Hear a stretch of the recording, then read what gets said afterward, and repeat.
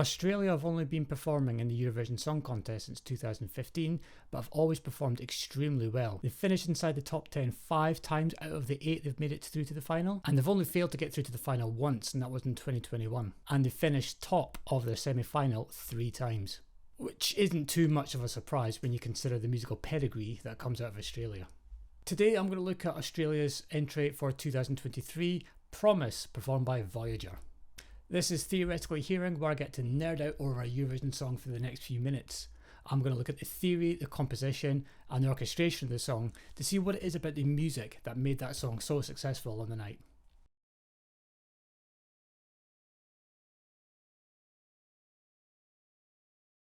This is a fantastic tune. I love it for so many reasons that I'll point out later. Now, Voyager are a progressive metal band that formed in 1999 out in Perth, Western Australia. So they've been around for quite a long time. They've got a lot of experience with writing really good music and a lot of experience of performing that live. The song itself is in G minor, although there's a Dorian mode going on that I'll explain as the song goes on. And our time signature is a standard 4/4. As this is progressive music, we've got some tasty, eclectic things going on musically. And as music nerds, we love to dive into anything interesting that's going on with a composition like this. We've got some great rhythms going on. We've got some harmony that's based around an interesting mode. The only thing that's really missing that would make this a full prog song is an odd time signature. But I guess that was just a bit too out there for Eurovision. But still, this is a heavy prog metal song. We're talking 7-string guitars, 5-string on the bass. And these are tuned down hell of a lot. We're into drop G tuning to give it that G minor tone that we're after. Anyway, let's take a look at the song in more detail. Right, so before we go into the analysis, let me just explain what I've done with the audio files in order to do my analysis. I do it primarily in Audacity. It's really lightweight, it works really quickly, and it's free, best of all. So what I've done for this track is Voyager very helpfully have put not only the studio version of their entry, but also the instrumental version, commonly known as the karaoke version. But what Voyager did that I really enjoyed them doing, and thank you for doing this, the instrumental version that's on there it's the mix of the final release just without the vocal track. Now some artists, when they do an instrumental release, they might alter the mix ever so slightly, and what that does is the mix isn't identical to the instrumental is not identical to the final release. But what Voyager have done here is they've muted the vocal track and published that as instrumental. Now when I put this into Audacity, I went online and also I purchased from online store Amazon the official and instrumental because I want the best quality versions I can get my hands on. If I line them up correctly within Audacity, what you can do is you can basically invert the instrumental track, and then if you place that on top of the original studio version, you subtract both waveforms, and then you're left with just the vocal track on its own. In order to do this, you need to zoom in a lot. Now let me just demonstrate.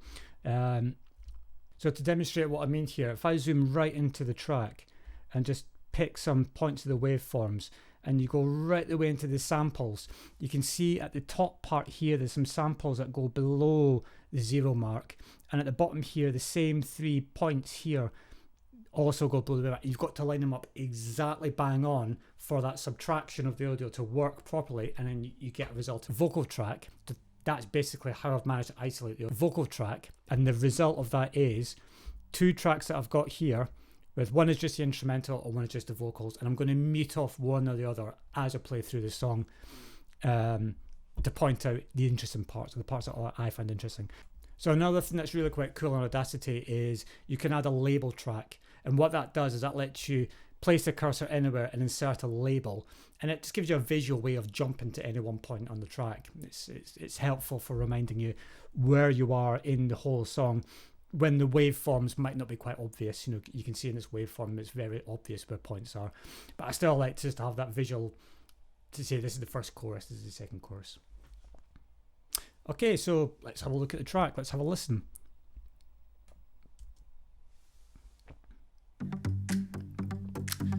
So in the intro there, we've got a couple of things going on. We've got that sequencer playing a kind of ostinato, a rhythmic ostinato, but on the vocal track, and for some reason it's only the vocal track, we've got some finger clicks. Let's have a listen to just those finger clicks if I just mute out those. quite neat. And then we go straight into the vocals for this little intro. Never ever done anything like this before. So this intro is it kind of takes its time, and there was a couple of entries this year where the intro for the song kind of felt a bit rushed, and it tried to go to the meat of the song a bit quick. Now I don't know if that contributed well or otherwise to the song, but this song seemed to get the balance well between rushing an intro and sort of taking your time to get into it. Being alive. Have you ever shut all the open doors? Have you ever just walked out on your own? And there's a point in this first verse with those pads I really, really like. If I just mute out the vocals for a sec, there's a point around about here. It's about the third or fourth repeat of things. The pads are playing the chords that follow around, and the G minor and the B flat major. But there's a point where it kind of feels like a suspension, when a fourth to the third. What's going on with this one, and gets the seventh to the sixth, and it just sounds brilliant. Right there, it's that part right there. If I just try and get to there, it's ever so subtle, and it's right there behind the vocals, but you can just hear it, and I love it. Let's carry on. Have you ever just lost your mind when you tried to unwind? Or are you coming right back for more? I'm here tonight. So that ostinato has been filtered back quite now, and we've got a really ghosty, sort of ethereal type synth, and it's playing along with the vocal track. If we just listen to that pre-chorus again, and then we mute off the vocal track and just listen to that ethereal, ghostly melody. And there's a stronger sort of brass type synth there as well. That brassy synth is really backing up that vocal melody there.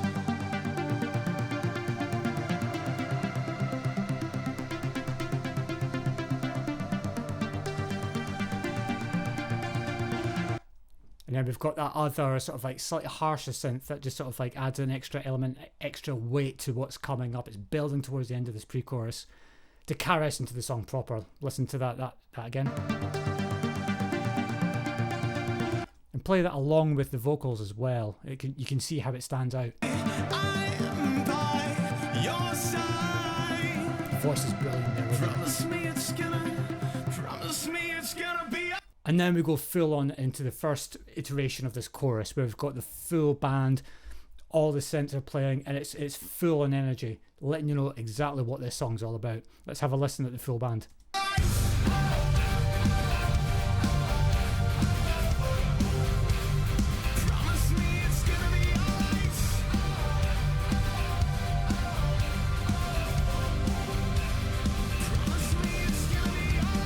So the chorus is one of the most important parts of pretty much any song, right?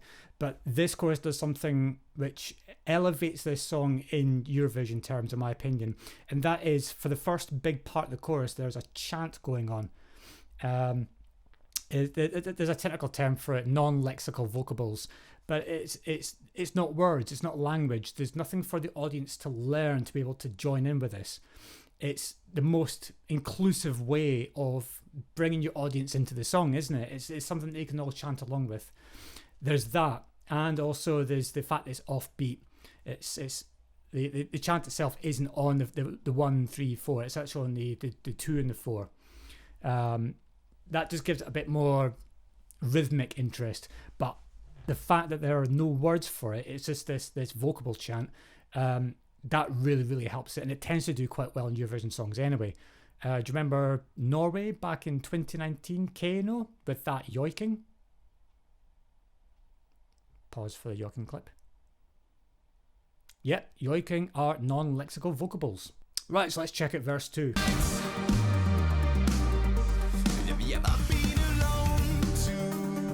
It's a great bass line here. The bass line isn't playing all the way through, it's just accenting little moments in it, and it backs up that vocal line even more. So now we get the first we get the first idea of a bridge before the chorus comes in here. This bridge is quite interesting production wise on the instrumental track. everything's filtered. Absolutely everything is filtered out and sort of gradually but very quickly defilters, and basically someone turns up the resonance towards the very end there.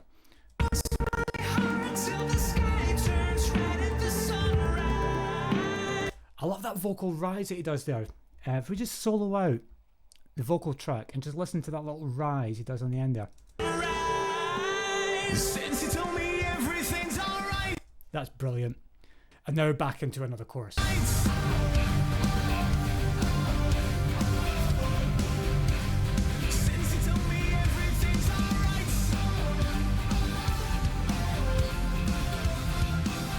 So we've got two interesting things going on here with the end of this. Not only is the chant that's memorable from the first chorus, we're repeating the chant so people are, you know, continuing to be able to contribute their energy to the song, but the chant also now has a variation. Now the variation, in my opinion, is quite important when it comes to something like Eurovision, because you don't want to exhaust the audience. You don't want to, even if something is extremely really good to listen to, if it's repeated too often, it becomes a bit stale, it becomes a bit too predictable. So this chorus, this amazing chorus that we've got going on here, the second time you hear it, that yes, it's brilliant, and there is a change. Oh wow, it just gets even better. You know what I mean? It's adding even more interest. Okay, now we've got the drop, and to me, the drop that appears here was extremely brave to put in a Eurovision song. They're quite common in this genre of progressive and gent metal, as it is. But they're quite loud. They're very heavy. There's a tempo change. This goes down to half-time feel, and there can be some other interesting things going on. We've got some chromatics going on the guitars. We've got, like, if you're playing the guitar and you imagine the numbering of the tabs, it's like a 3-2-1-0 is what they're being played here. I don't know if this was detrimental to the song. I mean, the song finished 9th overall, so it did really well anyway. But did the drop, I don't know, the drop could have introduced more people to the idea of a drop like this in the song. That's open for opinion, I think. Let's have a listen.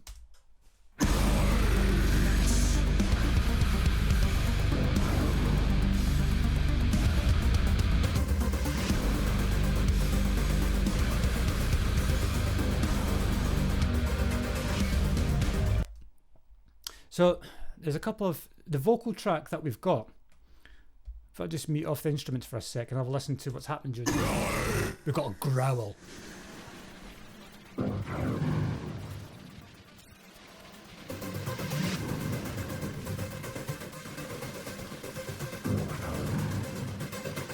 And we've got an ostinato, like a really heavily distorted ostinato on there.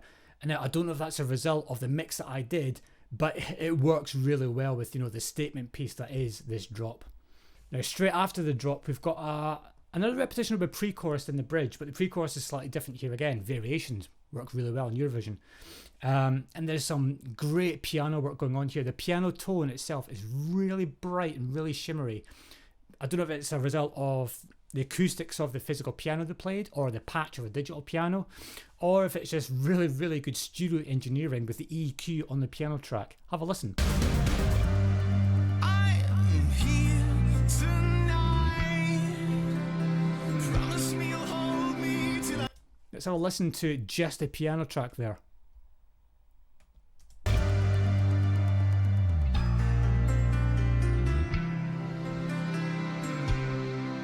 Sometimes that can really elevate a song, and in my opinion, it really does here. So we've got another bridge here that comes in just before the solo. We've got a melody that tends to rise. Listen here. I'm by your side. Some awesome vocal work going on there. That wobble. It's not even a wobble. It's not even a tremolo. I'll just mute off the instrument. Just have a listen to that. Promise me you'll hold me till I die. I'm by your side. Promise me it's gonna. Promise me it's gonna. Promise me it's gonna be. Okay, and now we've got the solos. Solos are very important to any rock song, I think. They smash it here on the solos, I think. We've got a double sort of performance here. We've got the guitar solo at the start, followed by the keytar solo. You know, the keyboard that's got a stalk in it, so you can play it like a guitar. Two my favourite things. Oh, everything's coming in twos, I told you. Two things I really like about this guitar solo is, first of all, on the bend, you know what I mean, I'll point it out, but there's a bend when it goes really high up. There's just the way that's performed, you can hear the strings being scraped into the bend, and you'll hear that in a lot of classic rock, you know, like Metallica or Guns N' Roses, and those tiny little bits just give a hint into the performance, and it is so good, so good. Another bit I really enjoy here is the end of the solo lands on a B natural. Now, this whole song has been on G minor, or sorry, G Dorian, because we've had that E now and again. But to land the solo on the B natural is a slight modal interchange, right? We've had the whole song in G minor, G Dorian, which has got the B flat, that median third. But now at the end of the solo, we've got just a hint of a modal interchange, and it just sounds brilliant. I absolutely love it. Let's have a listen to the guitar solo before we go into the guitar solo.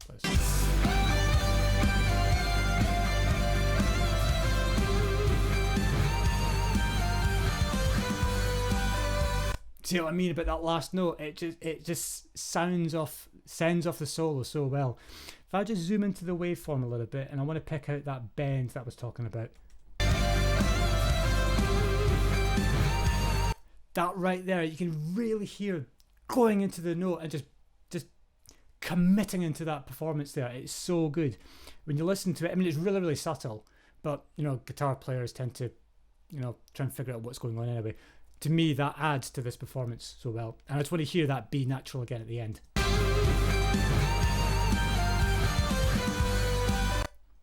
Brilliant. Okay, and the solo basically segues straight into the guitar solo, which is very similar, sort of melodic performance, but it goes up a bit quicker. And it finishes on a flourish on there's arpeggios, and it goes wild with the octaves. The specific model that Danny's using there, it's got I think it's a Korg. There's on the stock, there's a couple of buttons, and the buttons transpose the actual keyboard manual itself to go up or down an octave at a time. In fact, there's a great TikTok video of Danny demonstrating this. I'll put a link to it in the description below, where you can just see him just messing around, and if you look carefully, you can actually see the buttons light up as he's changing the octaves. It just adds a whole new level of craziness to the solo. Let's have a listen to it in full.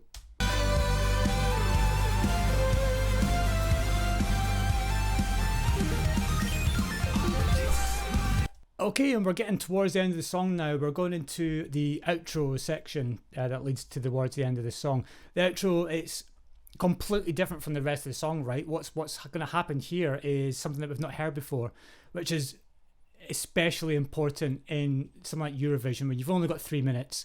You're at risk of fatigue and sort of wearing the audience out by hearing the same thing over and over again. What Voyager are doing is changing everything completely, and they're playing chords up the scale. But what's really interesting is they don't just play a diatonic scale going up one note. The solo has been finished on the G5 at the, you know, sort of almost a tonic.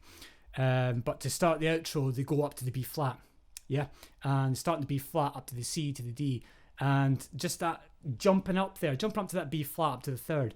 It makes the song sound like it's going faster than it actually is. It really isn't. The tempo is still the same. The tempo is at 122 BPM.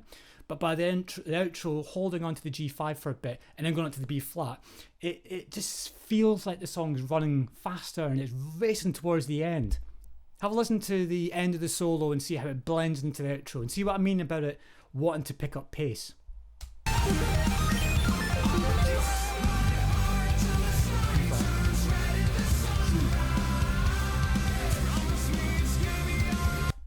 So in the second half of the outro, we're holding on to the C for about 1.5 bars, I think it is. And for half a bar, it does D, then E flat.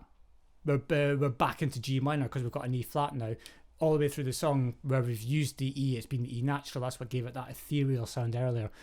But yeah, we go into the E flat. And then we go up and then finish back on the tonic on the G minor. But how they finish on the G minor is brilliant. We've got that long suspension of the full band and the rhythm that goes on. If I just start from halfway through the outro, and we'll just build up to that last note.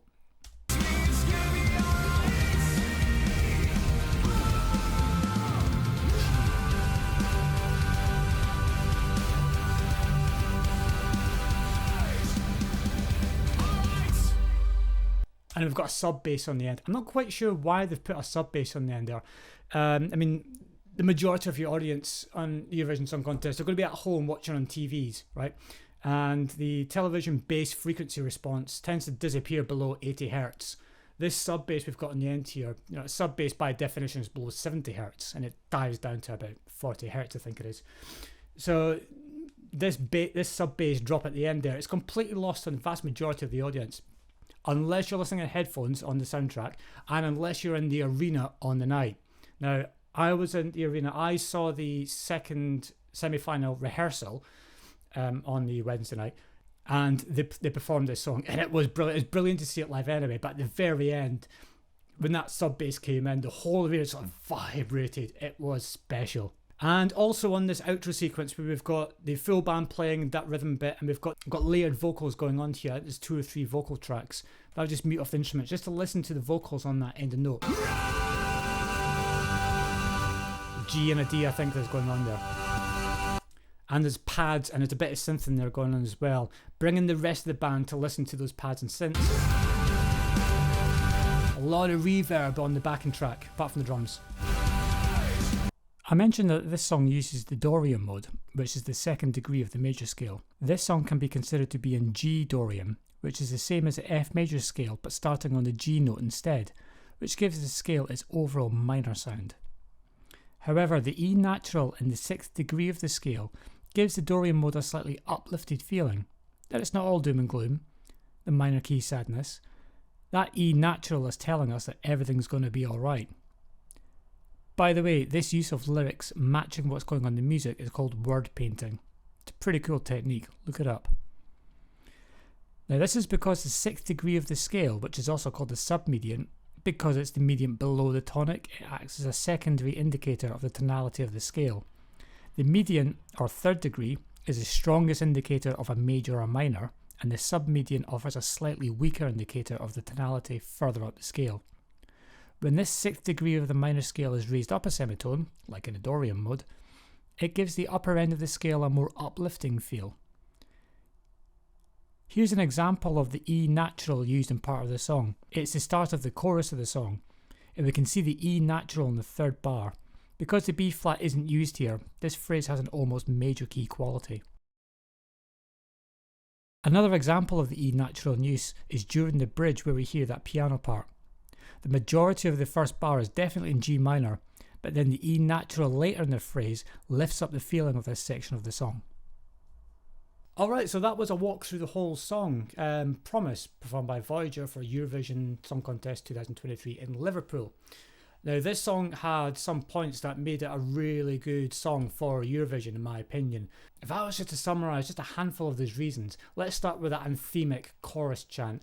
Like I said in the analysis, it's no words, there's no lyrics, there's nothing for someone who doesn't speak English to have to learn. They can join in with this immediately. It's the most inclusive way of bringing a song to your audience. So that was a really good thing for this song in my opinion.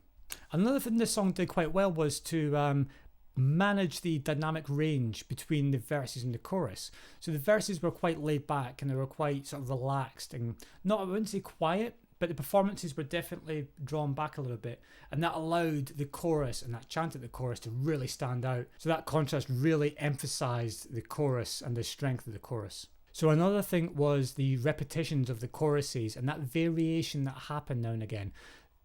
That's a really intelligent thing to do when you're writing a song for Eurovision. You don't want to tire the audience out. You don't want to bore them, certainly. Don't want this song to be too predictable for the audience. You want them to enjoy it and to know what's coming, but you don't want them to tire of it.